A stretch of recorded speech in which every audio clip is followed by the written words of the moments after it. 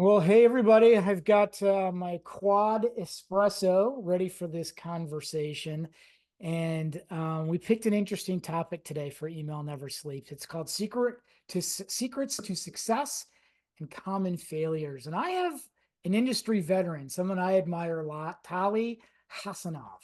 And Tali, give us a brief rundown of your background and how you got into it and what we're talking about.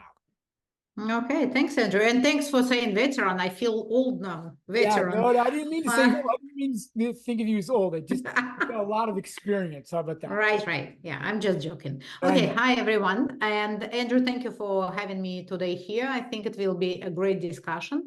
Mhm. Just a little bit about me. My name is Tali, and I have been around for a long time, as Andrew mentioned, in digital marketing and email space.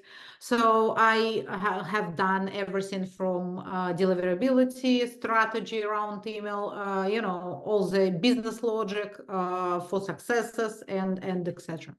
Mhm. And I think it's also important. I have actually experience running a digital marketing agency, so we do everything from holistic perspective. So I can tell what is successes or failure on a bigger picture per se, right? Sure. Sure.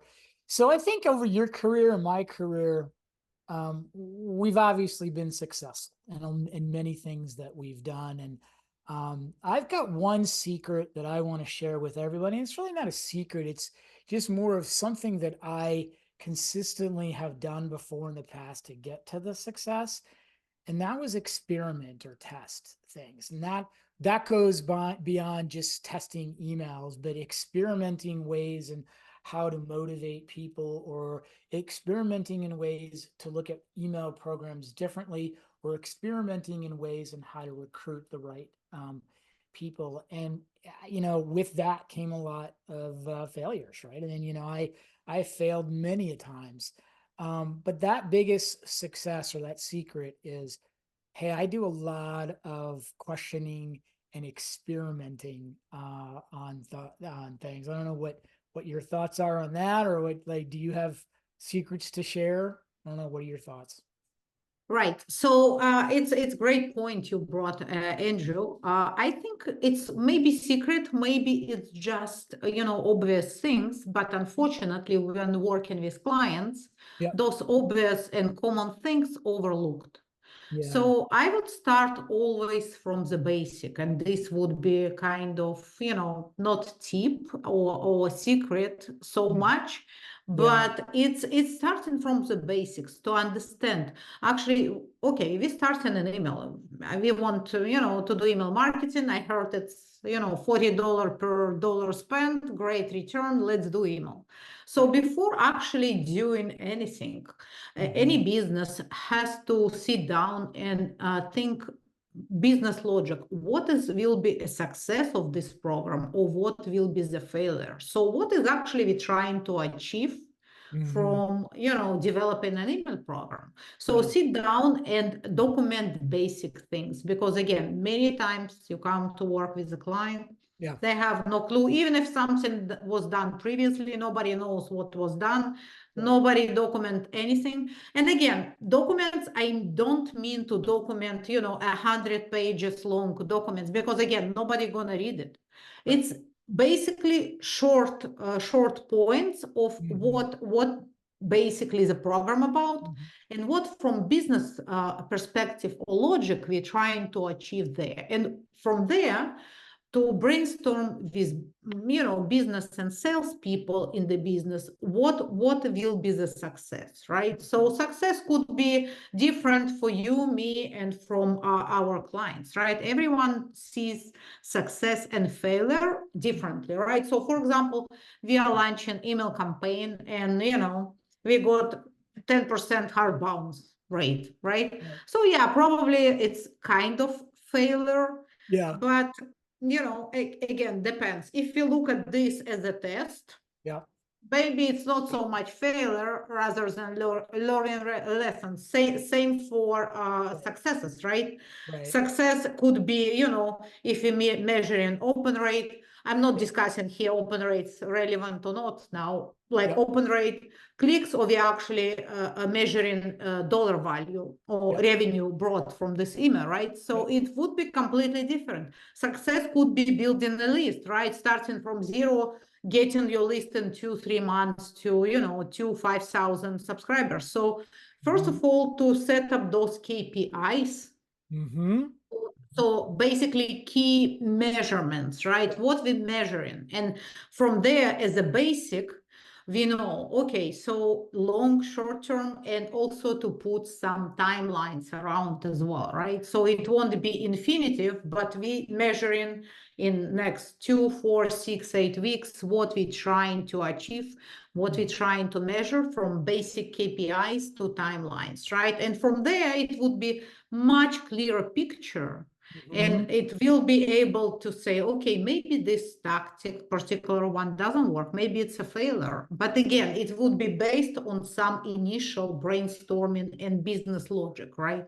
Yep. I'm gonna tack on to that. I tend to drive people kind of nutty, both professionally and even personally with my wife and my son. And I ask a lot of questions. And I ask a lot of questions different ways. And I remember I was with a very well-known publisher, probably throughout the world. The CMO came through the door, and we were doing an audit, and we were asking them questions. We had a whole discussion guide. And I led off with the question of, why should I sign up for your email program? And this individual, I'm not going to name them or anything, they said to me, well, you are able to get timely news stories in your inbox. And I said, I'm going to stop you right there. And I said, that's the public facing answer. I want to know why I should sign up for your email program, not give me the corporate what facing answer.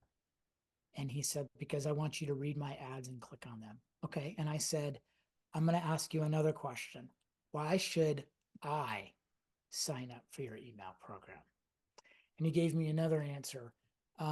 So when you ask sometimes questions, maybe it's the same question asked different ways, or you asked a lot of questions, just like you mentioned, right? You're going to get a lot of stuff to experiment with, right? You're going to look at what your KPIs and your business goals. But sometimes to get to those business goals, you have to ask questions that, well, maybe are uncomfortable, right?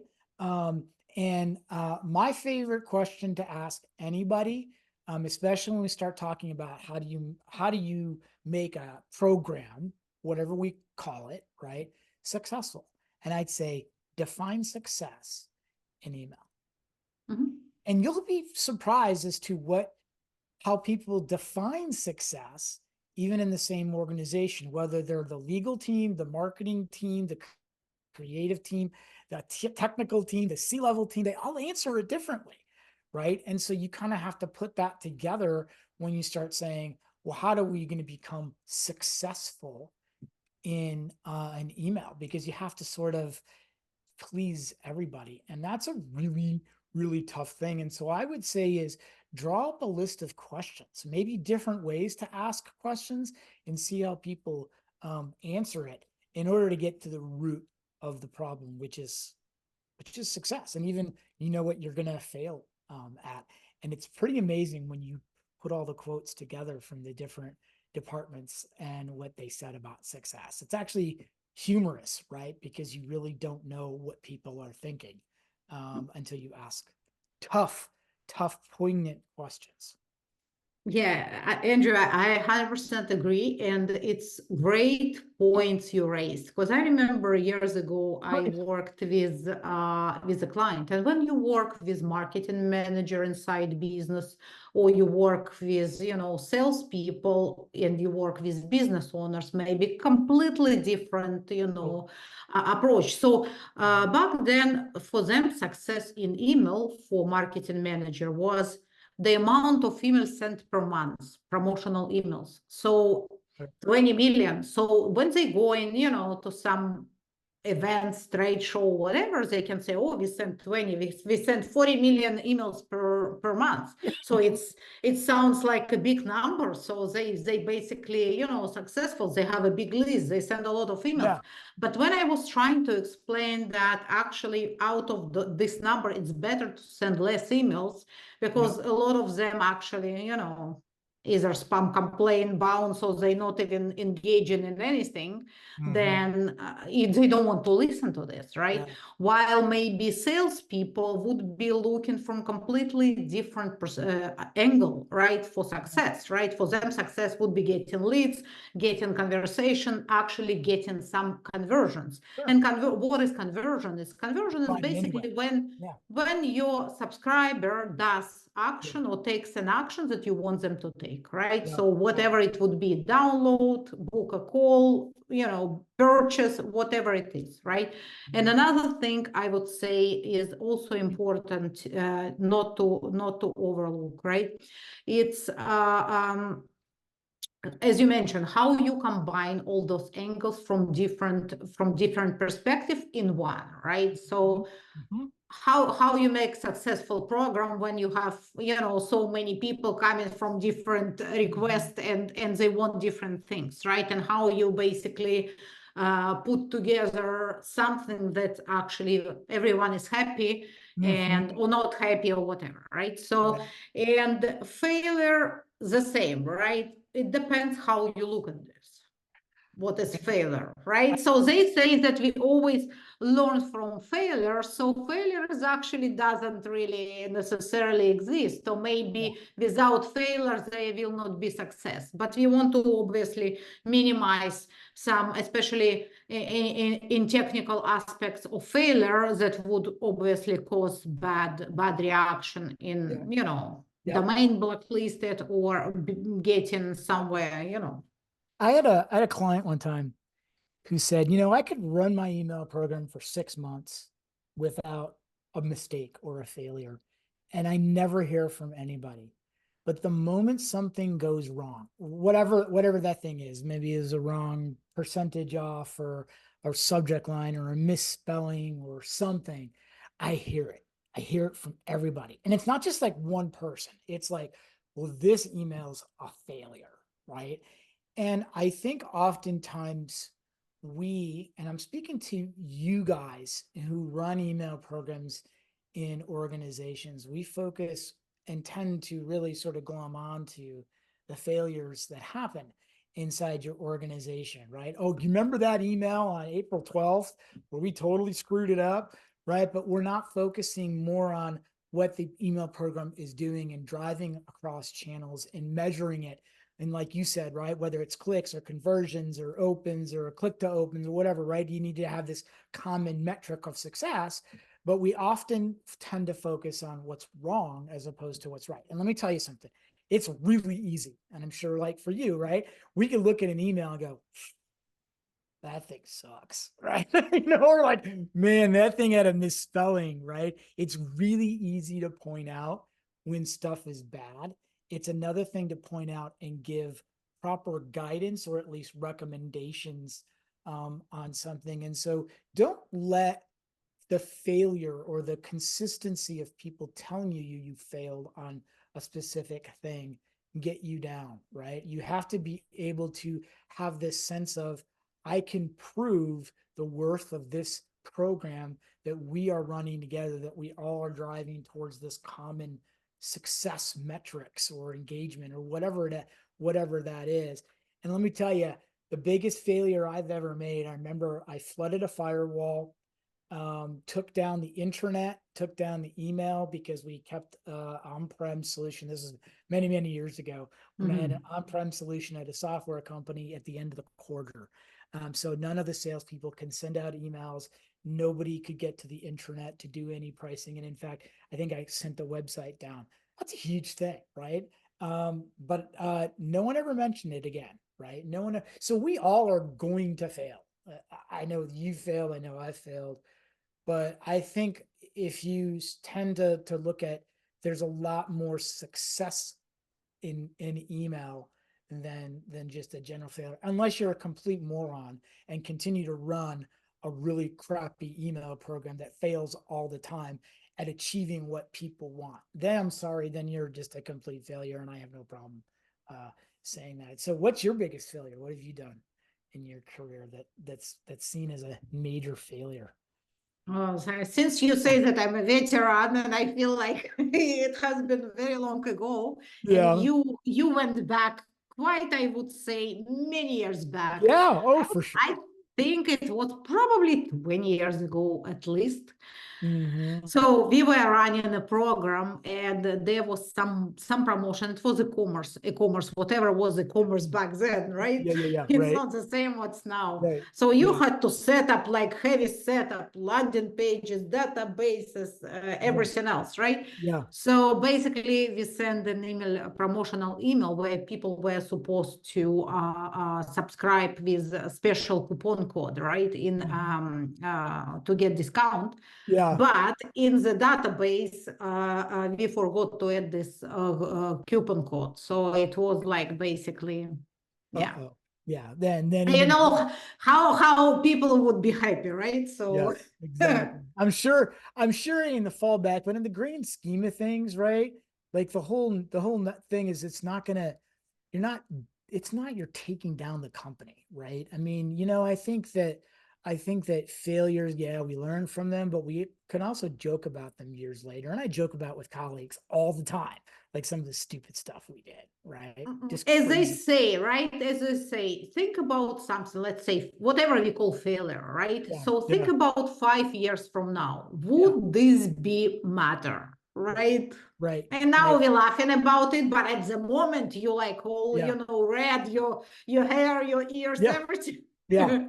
I think, but if we were to look at failures in general, right, in terms of what people tend to mostly do, let's not use the word complete failure, but let's just look at a common mistakes or failures that people make. They don't proofread, they don't Mhm. check links, and more importantly, I think overall they do things in email that is the norm but oftentimes shouldn't be the norm. And I'll give a very good example. Putting social media icons in footers or headers, leading you to a dead or empty or very um, non non sort of way where people are engaged in social media. It drives me bananas, right? But that's like the common mistake that people make is that they follow what everybody else is doing because Mhm. that's what they've been taught to do. Call it a best practice or whatever. I'm just talking about those are the kinds of things that I'll get an email like, oh, they're on Instagram. Let me click on it. Click on it, and they haven't posted anything in 9 months. And like, what's the point? Right? Like, what are you making Mhm. this icon? And So, so I think common failures are prevalent. And so I don't know if you've got a list of common failures. yeah, so yeah, good points. Those all good points. And I would say, as you mentioned, Andrew, not checking links and spelling, but I saw when things happen, let's say client sends something, late. Yeah. And it was, again, years ago when I worked for an agency, and then everything is like last minute. So Mhm. tomorrow the email is supposed to go. 5 o'clock p.m. today, client sends something. So Yep. everyone's supposed to, turn Yep. around. Yep. So even though that there is a protocol for testing, sometimes it's too much testing. At the end, there is a mistake because it's, in a rush. There is like not enough time, too many people involved. It's also Yeah. sometimes a problem, right? And what I noticed even recently, some people still don't test for mobile while we speak about it for long time, right? Yeah. So Yeah. it's even should be obvious, those days websites and emails should be all mobile friendly, optimized. You will be surprised at how many still don't. Oh, I'm uh, sure. I'm sure. Yeah. yeah, yeah, so yeah. So Mhm. so let's wrap it up. I want to pose a scenario to you. Um, give one or two secrets if you have them, and summarize your failures. And then I'd love or summarize what common failures are to you. So you've tell me what your thoughts are as we wrap it up.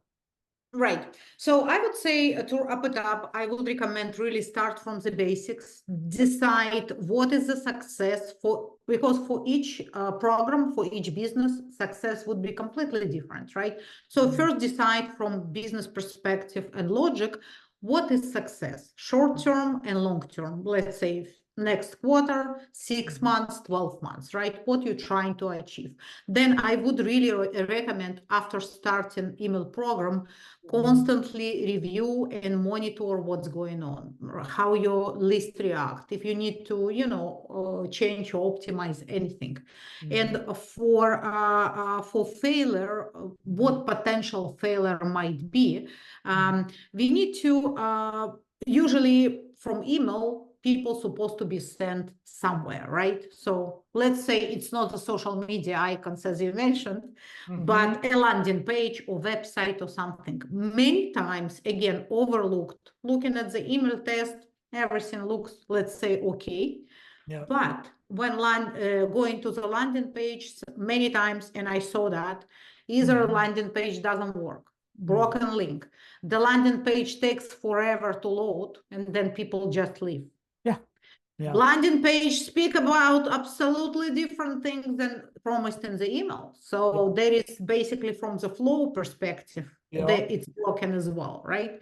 And as I mentioned, mobile, it's really important, and mobile optimization, I would put it there, right? And obviously, I'm not speaking about all the technical verification, authentication of sending domain. It could be a completely separate topic to discuss. Those kind of basic, I would say, rules and basic things to start from, right? If something is not working as expected. All excellent points. I've got a couple different secrets I think I talked about, but let me summarize them. Ask questions, but don't always accept the first answer. Don't be afraid to branch out and do something different, not just different from what your competitors are doing, but what from the norm is in email, but learn from that test that you're going to do something completely out. Sometimes the biggest secrets are people that don't say anything, test something, and then learn that it has extremely worked. And I think the last secret is your subscribers are in charge. They respond to what you send out, not to what your C-level, director level, VP level always wants. We need to be very careful of what commonalities of what we want internally versus satisfying externally our subscribers. I think failures are very simple, right? Um, take the time. Speed, like you said, agency side, speed can kill you. We all are very common to say, I push button to 3 million people or 300,000 and I get immediate results. It's very fast, right? And we get that rush, that feeling. But oftentimes, if we tend to rush things to get that out the door because we have to have the email out the door by X time, is definitely a huge contributor to failures. And then I would say is take your failures and laugh at them. Whether it's 6 weeks, 6 days, 6 months, or 6 years from now, you can't let that get you down, right? And don't let anybody try to take you down as a result of that. Because if you've got a really great program, you're able to show people not just, oh, here's one or two things that we did that was successful, but here's what we do consistently that far overweighs the failures that you just pointed out. And be strong. Email people don't usually have that seat at the table, and it's hard. It really is hard. Tali, thank you so much. I've always wanted to do a podcast with you. I know, full disclosure, everybody, I met Tali a couple of years ago in Vegas when we were speaking there, and I've always admired sort of your work. As we do with every single email never sleeps, everybody, we're going to put her details and where to contact her on LinkedIn, and definitely send her a LinkedIn request, follow her, because she's got some pretty cool insights. Everybody, I really think you'll learn a lot. So thank you, Tali. I appreciate it. Thank you very much, Andrew, for having me, and thanks everyone for listening. It was great chat.